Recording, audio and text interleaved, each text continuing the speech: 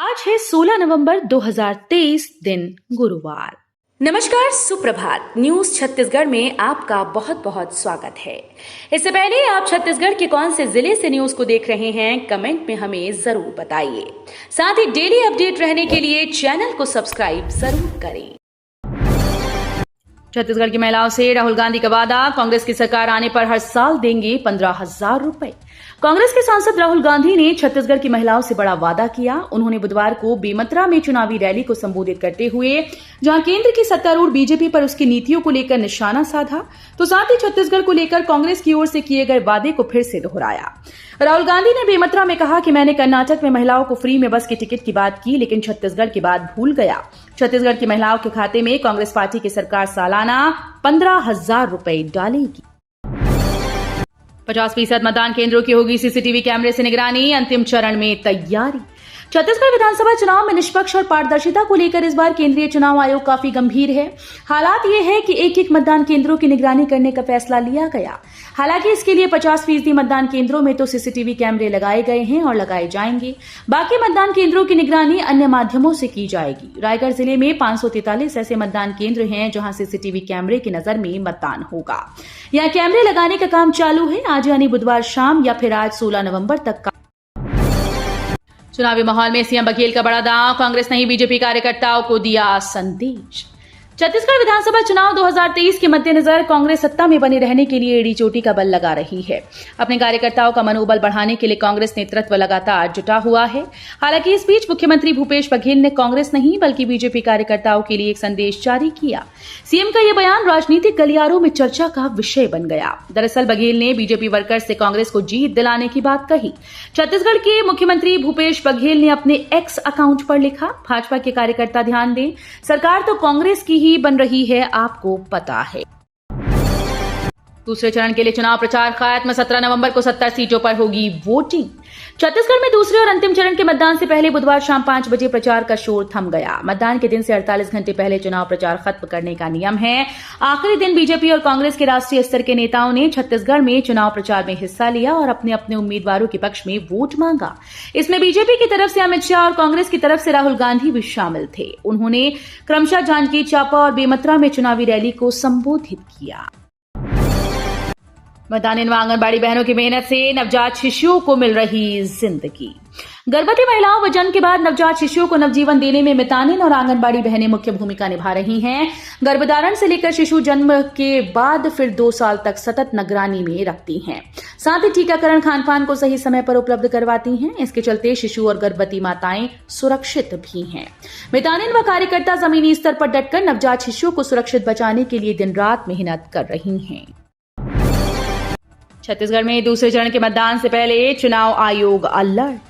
भारत निर्वाचन आयोग द्वारा छत्तीसगढ़ में विधानसभा निर्वाचन के लिए नियुक्त विशेष सामान्य प्रेक्षक धर्मेंद्र गंगवार, विशेष व्यय प्रेक्षक राजेश टुटेजा और विशेष पुलिस प्रेक्षक अनिल कुमार शर्मा तथा मुख्य निर्वाचन पदाधिकारी रीना बाबा साहेब कंगाले ने कोरबा और बिलासपुर का दौरा कर निर्वाचन की तैयारियों की समीक्षा की। उन्होंने दोनों जिलों में जिला निर्वाचन अधिकारी और अन्य वरिष्ठ अधिकारियों की बैठक लेकर आवश्यक निर्देश दिए। तीनों प्रेक्षकों और सीईओ ने मतदान केंद्रों का भ्रमण कर मतदाताओं को उपलब्ध कराई जा रही सुविधाओं को भी परखा। राज्य में विधानसभा आम निर्वाचन के लिए 17 नवंबर को होने वाले दूसरे चरण के मतदान के लिए जोरों से तैयारियां चल रही हैं।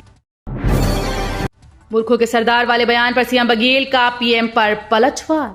प्रधानमंत्री नरेंद्र मोदी के मूर्खों के सरदार वाले बयान पर छत्तीसगढ़ मुख्यमंत्री भूपेश बघेल ने प्रतिक्रिया व्यक्त की है। सीएम बघेल ने कहा, उन्होंने जनता को गाली दी है, हमारे नेता को गाली दी है। मोदी जी को इतना अहंकार हो गया कि अपने सामने किसी को कुछ समझते नहीं। ये अहंकार रावण का नहीं रहा तो मोदी का अहंकार कहां टिकेगा। बता दें कि मध्य प्रदेश के अपने चुनावी सभाओं के आखिरी दिन प्रधानमंत्री नरेंद्र मोदी कांग्रेस पर आक्रामक नजर आए। विधानसभा चुनाव का प्रॉपर्टी के कारोबार पर दिखा असर, इस बार त्योहारी सीजन में कम हुई रजिस्ट्री। छत्तीसगढ़ में विधानसभा चुनाव का असर प्रॉपर्टी के कारोबार पर भी पड़ रहा है। शहर के बिल्डर्स को दुर्गा पूजा से दिवाली तक कारोबार में बूम की उम्मीद रहती है, लेकिन आंकड़े इसके उलट हैं। अगस्त में 5,459, सितंबर में 5,229 और त्योहारी सीजन होने के बावजूद अक्टूबर में 4,804 रजिस्ट्री हुई। नवंबर में अभी 10 दिनों में सामान्य महीनों की अपेक्षा कम ही रजिस्ट्री हो रही हैं। पहली दिवाली तो आपने मना ली, दूसरी 3 दिसंबर को।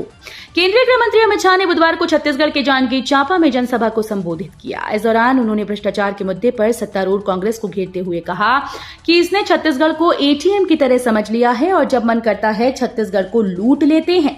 शाह ने कहा कि कांग्रेस की तुष्टीकरण और भ्रष्टाचार को पीछे छोड़कर छत्तीसगढ़ अब परिवर्तन के लिए तैयार है। केंद्रीय मंत्री ने अमित शाह से कहा कि हमने महादेव के नाम पर चंद्रमा पर महादेव पॉइंट बनाया और भूपेश काका ने महादेव के नाम पर ऐप बनाकर घोटाला किया। पूर्व मुख्यमंत्री डॉक्टर रमन सिंह ने कहा, छत्तीसगढ़ में भारी बहुमत से बनेगी भाजपा की सरकार। छत्तीसगढ़ के पूर्व मुख्यमंत्री व भाजपा के राष्ट्रीय उपाध्यक्ष डॉक्टर रमन सिंह ने दावा किया कि छत्तीसगढ़ में भाजपा के पक्ष में लहर चल रही है। एक बार फिर से भारी बहुमत से हमारी सरकार बनेगी। उन्होंने मतदाताओं से 17 नवंबर को 100% मतदान करने की अपील की है। रमन ने दावा किया कि पहले चरण में 14 सीट्स में भाजपा आगे है। ग्रामीणों से सीधे जुड़ाव और स्थानीय मुद्दों पर रहा पीएम का जोर। मुंगेली की चुनावी सभा में प्रधानमंत्री नरेंद्र मोदी नए अंदाज में नजर आए। पहले ग्रामीणों से सीधे संपर्क स्थापित किया। जब दोनों तरफ से संवाद का तारतम्य जम गया, तब उन्होंने सवाल जवाब के माध्यम से अपनी बात शुरू की। अपनी गारंटी पर लोगों को भरोसा दिलाया, भ्रम में न फंसने की समझाइश भी दी। राष्ट्रीय स्तर के मुद्दे उछालकर कांग्रेस के चरित्र को उजागर किया। भ्रष्टाचार के बीच एक और बड़ी बात उन्होंने की। टिकट वितरण में 4 करोड़ की डील का ऑडियो प्रसारित होने के बाद जब उन्होंने अपने अंदाज में कही, मंच के सामने बैठी भीड़ ने उसी अंदाज में समर्थन भी दिया। बेमेतरा में बोले राहुल गांधी, किसानों की कर्ज माफी, 3200 धान की कीमत, ये कांग्रेस की गारंटी। कांग्रेस के पूर्व अध्यक्ष राहुल गांधी ने कहा कि हमारी जहां भी सरकार है, कर्नाटक, छत्तीसगढ़, राजस्थान, हिमाचल प्रदेश, उधर मैंने और खड़गे जी ने एक बार मुख्यमंत्रियों को एक बात साफ बता दी। भूपेश बघेल से भी 5 साल पहले मुख्यमंत्री बनने के एकदम बाद मैंने इनसे ये बात कही थी। जितना पैसा बीजेपी उद्योगपतियों को देती है, उतना ही पैसा कांग्रेस को किसान, मजदूर, माता बहनों के बैंक अकाउंट में डालना होगा। बेमेतरा में चुनावी सभा को संबोधित करते हुए राहुल गांधी ने कहा कि कैसे डालोगे ये आपके ऊपर है। धान खरीद का सीजन शुरू हुआ, बीत गए 14 दिन। सरगुजा के इन 2 जिलों में किसानों की नहीं हुई बोहनी। सरगुजा संभाग में समर्थन मूल्य पर धान की खरीद शुरू हुए 14 दिन गुजर गए, लेकिन अभी तक मात्र 11 किसानों के धान की बिक्री हो पाई है, जिससे उपार्जन केंद्रों में 598.40 क्विंटल धान का संग्रहण हुआ। सरगुजा में अभी तक 6 किसानों से 359.20 क्विंटल धान खरीदा गया, जबकि बलरामपुर में 2 किसानों से 117.60 क्विंटल, कोरिया में 121.60 क्विंटल धान की खरीद हुई, जबकि सूरजपुर और मनेन्द्रगढ़, चिरमिरी, भरतपुर जिले में अभी तक किसानों की बोहनी नहीं हो पाई। दुर्ग पटना के बीच कल से चलेगी एक और छठ पूजा स्पेशल ट्रेन।